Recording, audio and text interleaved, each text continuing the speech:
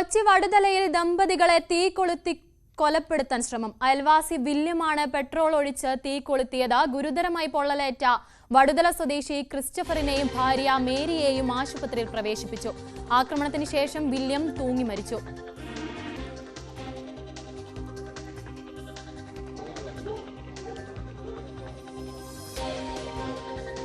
Tom Kuriakose ഉണ്ട് വാർത്തയുടെ വിശദ വിവരങ്ങളുമായി. ടോം, ഈ വില്യം, ഈ ക്രിസ്റ്റഫറും ഭാര്യ മേരിയും തമ്മിലുള്ള ബന്ധം എന്താണ് കൂടുതൽ സംഭവം?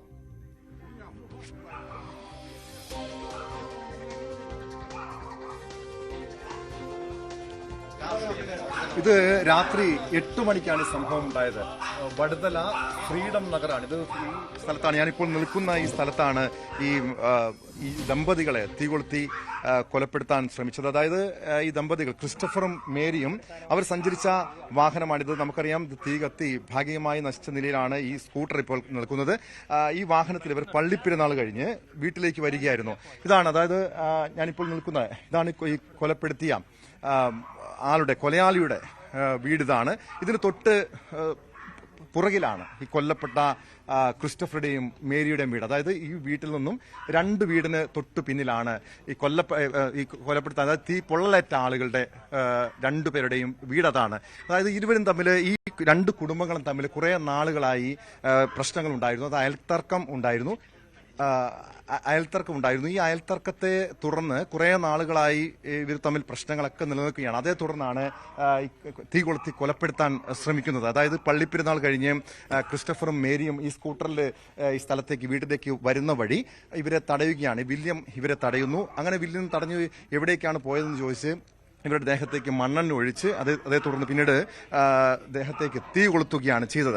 പിന്നീട് ഉടൻ തന്നെ ഇതാണ് ഈ വില്യമിന്റെ, ഈ കൊലപ്പെടുത്താൻ ശ്രമിച്ച, അതായത് പ്രതിയുടെ വീട്, വില്യമിന്റെ വീട് ഇതാണ്. വീടിനുള്ളിൽ ഇപ്പോൾ അതിനുശേഷം, ഈ സംഭവത്തിന് ശേഷം വില്യം വീടിനുള്ളിൽ പ്രവേശിച്ച് തൂങ്ങി മരിക്കുകയായിരുന്നു. വില്യമിന്റെ മൃതദേഹം ഈ വീടിനുള്ളിൽ ഉണ്ട്. പോലീസ് സ്ഥലത്തെത്തി പൂർണ്ണമായും ഇത് ബന്ദോബസ്താക്കിയിട്ടുണ്ട്. എന്തായാലും അതിദാരുണമായ സംഭവം. നാട്ടുകാർ ഈ സംഭവത്തിന്റെ നടുക്കത്തിലാണ് ഉള്ളത്. നമുക്ക് നാട്ടുകാരൻ തന്നെ നമുക്ക് ചേരുന്നുണ്ട്. ചേട്ടാ, ഏറെ ഞെട്ടലുളവാക്കിയ ഒരു സംഭവമാണ്. 2 പേരെ, അതായത് മാത്രമല്ല, ഞങ്ങളുടെ നാട്ടിൽ ഇങ്ങനത്തെ ഒരു സംഭവം ഉണ്ടായിട്ടില്ല. ഞങ്ങൾക്കും വളരെ വേദനാജനകമായൊരു വിഷയമായി പോയി.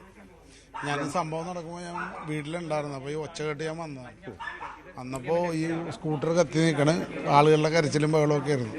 ഇത് ഇരുവരും തമ്മിൽ, ഈ ക്രിസ്റ്റഫറും വില്യം തമ്മിൽ കുറെ നാളുകളെ പ്രശ്നങ്ങൾ ഉണ്ടായിരുന്നു. ഉണ്ടായിരുന്നു. അത് വെറും വ്യക്തിപരമായിട്ടുള്ള കാര്യങ്ങളാണ്, അല്ലാണ്ട് ഒരു അതിർത്തി തർക്കമൊന്നുമല്ല. പല ചാനലുകളും അങ്ങനെ ഒരു ന്യൂസ് കൊടുക്കേണ്ട അതിർത്തി തർക്കം അതല്ല വാസ്തവത്തിൽ.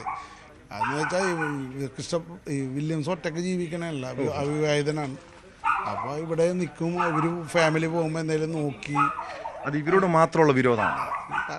ഇവരോട് മാത്രമായിട്ട് വർഷങ്ങളായിട്ടുള്ള സംഭവമാണിത്. അതിനുശേഷം ഈ ക്രിസ്റ്റഫറിന്റെ വീട്ടിൽ മലിനം എറിഞ്ഞതായിട്ടും മനുഷ്യവിസർജ്ജം എറിഞ്ഞായിട്ട് കാണപ്പെട്ടു.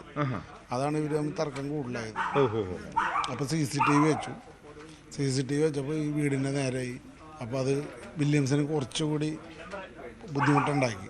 CCTV ഇവൻ്റെ നേരെ തിരിച്ചു വെച്ചെന്നുള്ള. അപ്പോൾ ആ ഒരു തർക്കമൊക്കെ പൊതുപ്രവർത്തകർ എന്നുള്ള നിലയിൽ ഞങ്ങളുടെ വന്ന് ഞങ്ങൾ കൗൺസിലർ ഇടപെട്ട് അതൊക്കെ തീർത്തു കൊടുത്താണ്. അതൊക്കെ ഇവരോട് മാത്രം ഒരു വിരോധത്തിന് കാരണം എന്താ? ഇത് തന്നെ സംഭവം. നിങ്ങളോടൊക്കെ ഉപദ്രവിക്കുക അല്ലെങ്കിൽ അങ്ങനെ എന്നോടൊന്നുമില്ല. ഞങ്ങളോടൊക്കെ അങ്ങനെ ഒരു മോശമായിട്ടൊന്നും വില്യംസ് വരും. ഇയാള് ഈ ലഹരിക്ക് അടിമയാണെന്നൊക്കെ പറയും. ഇല്ല, ഒന്നുമില്ല. വില്യം ഇല്ല. പിന്നെന്താ, ഒരു മാനസിക പ്രശ്നമാണോ? ഒറ്റയ്ക്ക് ജീവിക്കുന്നുണ്ടാകുന്ന അവിവാഹിതനല്ലേ. ഒറ്റയ്ക്ക് ജീവിക്കുമ്പോൾ അത് കണ്ട ഒരു ചെറിയൊരു കുടിസുമുറിയിലാണ് താമസിച്ചിരുന്ന വെച്ചാൽ. അപ്പൊ അതിൽ നിന്നുണ്ടാകണം മാനസിക പിരിമുറുക്കുമായിരിക്കുള്ളൂ. ഈ ക്രിസ്റ്റഫർ അവരുടെ വീട്ടിൽ ആരൊക്കെ ഉള്ളത്? ക്രിസ്റ്റഫറിന്റെ ഡാഡിയും ക്രിസ്റ്റഫറിന്റെ വീട്ടിൽ ഈ അടുത്താണ് ക്രിസ്റ്റഫറിന്റെ അമ്മ മരിച്ചു പോയത്. ഒരു ദമ്പതികളാണ്, അവർക്ക് കുട്ടികളില്ല. ക്രിസ്റ്റഫർ തികഞ്ഞ ഒരു ഒരു മൃഗസ്നേഹിയാണ്. അവിടെ ചെന്നാൽ അറിയാൻ പറ്റും. പ്രാവും കിളികളും തത്തയും അങ്ങനെ ചെടി വളർത്തും, മീൻ വളർത്തും, അങ്ങനെയൊക്കെയുള്ള ഒരു ആളാണ്. അപ്പോൾ അതുകൊണ്ടാണ് ഈ വിസർജനം അവിടെ ചെന്ന് കഴിഞ്ഞപ്പോൾ ആൾക്ക് ബുദ്ധിമുട്ടായത്. അതാണ് പോലീസ് കംപ്ലൈൻ്റ് ആയി, അത് അങ്ങനെ ആയത്. അപ്പോൾ ആ സമയത്തൊക്കെ കൗൺസിലർ ഇടപെട്ട് അത് തീർത്ത വിഷയങ്ങളാണ്. കൗൺസിലർ കൂടി ഉണ്ട്, ചേർന്നുണ്ട്. ഈ കൗൺസിലർക്ക് ഇതിനെക്കുറിച്ച് നേരത്തെ അറിയാവുന്ന കാര്യമാണല്ലോ. അങ്ങനെ എന്താണ് ഇത്രയധികം വിരോധം ഈ കൊലപ്പെടുത്താൻ ശ്രമത്തിലേക്ക് വരും, തീ കൊളുത്താനുള്ള ശ്രമത്തിലേക്ക് വരും നീങ്ങാനുള്ള കാരണം എന്തായിരിക്കും? ഇത് ഈ പറഞ്ഞ പോലെ വേസ്റ്റ് എടുത്ത് അവരുടെ വീട്ടിലേക്ക് ഇടുന്നു അങ്ങനെയുള്ള പരാതി ഇവർ പറഞ്ഞു കഴിഞ്ഞപ്പോൾ ഞാൻ 2 പ്രാവശ്യം വിളിച്ച് സംസാരിച്ചു. അപ്പോൾ ഇനി എൻ്റെ ഭാഗത്തുനിന്ന് ഉണ്ടാകില്ല ഏട്ടാ, ഞാനത് ശ്രദ്ധിച്ചോളാം, തെറ്റുപറ്റിപ്പോയി എന്നുള്ള രീതിക്കകത്തൊക്കെ പറഞ്ഞ് പിന്നെ പിന്നെ അതിനുശേഷം പിന്നെ അങ്ങനെ ഒരു പ്രശ്നം ആ രീതിക്കകത്ത് നമ്മളുടെ മുന്നിലേക്ക് വന്നില്ല. വന്നങ്ങനെ പ്രശ്നം നമ്മൾ പറഞ്ഞ് തീർത്താണ്. ഇനിയിപ്പോൾ ഈ പള്ളിയിൽ പോയി വരുമ്പോൾ ഇങ്ങനെ ഒരു നമ്മൾ നടക്കുന്നൊരു സംഭവം ഒരിക്കലും നമ്മളങ്ങനെ പ്രതീക്ഷിച്ചില്ലല്ലോ.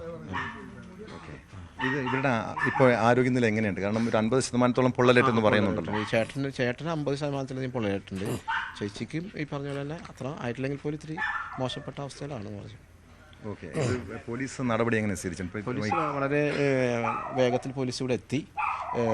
അവർ വന്നാണ് സൈഡൊന്ന് പൊളിച്ചു നോക്കിയപ്പോഴാണ് തൂങ്ങിക്കിടക്കുന്നത്. ഇത് എത്ര സമയത്തുള്ള? 8 മണിക്കാണ് സംഭവം. ഒരു 7:50 ശേഷം 8 മണി അടുത്ത സമയത്ത് ഉടൻ തന്നെ പോയിട്ട്, ആക്രമണത്തിന് ശേഷം ഉടൻ തന്നെ പോയിട്ട് അതെ ഉടൻ തന്നെ പോയിട്ടുണ്ട്. തൂങ്ങി മരിച്ചേക്കണം. ഓക്കെ, ആ സമയത്ത് ആളുകൾ നാട്ടുകാരും പ്രതിരോധിക്കാൻ ശ്രമിച്ചില്ല? അല്ല, പെട്ടെന്നായിരുന്നു. അപ്പോൾ പിന്നെ നാട്ടുകാരെ സംബന്ധിച്ച് ഇയാളിങ്ങനെ തീ പിടിക്കുമ്പോഴേ അതിൻ്റെ ഹോസ്പിറ്റലിലേക്ക് കൊണ്ടുപോകാനുള്ള ഒരു വെപ്രാളത്തിലായിരുന്നല്ലോ ആ ഒരു. അതുകൊണ്ട് ഇയാളെങ്ങോട്ട് പോകണമെന്നുള്ള ആരും ശ്രദ്ധിക്കുന്നില്ല. ഞാൻ ചോദിച്ചതോട്. അപ്പോൾ അവർ ഈ തീ പിടിക്കണുണ്ടപ്പോൾ 2 മനുഷ്യരല്ലേ, അപ്പോൾ അവരെങ്ങനെയെങ്കിലും ആശുപത്രിയിൽ എത്തിക്കുക എന്നുള്ള. പിന്നെ തൊട്ടടുത്ത വീടിൻ്റെ അവിടെ തന്നെയാണല്ലോ. അപ്പോൾ സ്ഥിരം ക്രിമിനലാണോ ഈ വില്യം? ഈ നേരത്തെ നമ്മുടെ മുമ്പിൽ ഇങ്ങനെയുള്ള പരാതികൾ വന്നു. പിന്നെ ഇവൻ ചേട്ടൻ്റെ മകനായിട്ടൊരു പ്രശ്നം ഉണ്ടാക്കിയതെന്ന് പറഞ്ഞാൽ ഒരു 5-8 കൊല്ലം മുമ്പാണ് അങ്ങനെ ഒരു പ്രശ്നം ഉണ്ടാക്കിയതെന്ന് പറയുന്നത്. ഈ അടുത്ത് ഇങ്ങനെയുള്ള ചില പ്രശ്നങ്ങൾ നമ്മുടെ മുമ്പിൽ വന്നിട്ടുള്ളൂ. പിന്നെ കുടുംബാംഗങ്ങളൊക്കെ എവിടെയാണ്? ആരുമില്ല, വിവാഹമൊന്നും കഴിച്ചിട്ടില്ല. അല്ല, അച്ഛനും അമ്മയും അങ്ങനെ? അല്ല, മറ്റേ വേറെ ആരായിട്ട് അങ്ങനെ ഇവിടെ ആരും കാണാറില്ല. ഇയാൾ ഒറ്റയ്ക്കാണ് ഇങ്ങനെ ഉള്ളത്. ഇയാൾ ഈ നാടൻ പണിക്ക്, ഈ വാർണിഷ് അങ്ങനെ പണിക്ക് ഇയാൾ പോകും. ഇവിടെ റെസിഡൻസ് അസോസിയേഷൻ ഒട്ടേറെ പരിപാടികൾ നടക്കുന്ന സ്ഥലമാണ് ഇത്. സഹകരിക്കും, നാട്ടുകാരായിട്ട് സഹകരിക്കാറില്ല. ഈ ക്രിസ്റ്റഫറും ഭാര്യ അവരെങ്ങനെയാണ് ആളുകളോടൊക്കെ? അവർ വേറെ തർക്കക്കാരല്ല, അവർ അസാധുക്കളായിട്ടുള്ള മനുഷ്യരാണ്. പക്ഷേ ഈ ഇതാണ് CCTV വെച്ചതാണ് പ്രശ്നം ഉണ്ടായത്.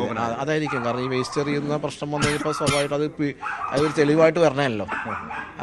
അപ്പം അതിൻ്റെ വൈരാഗ്യമായിരിക്കാം.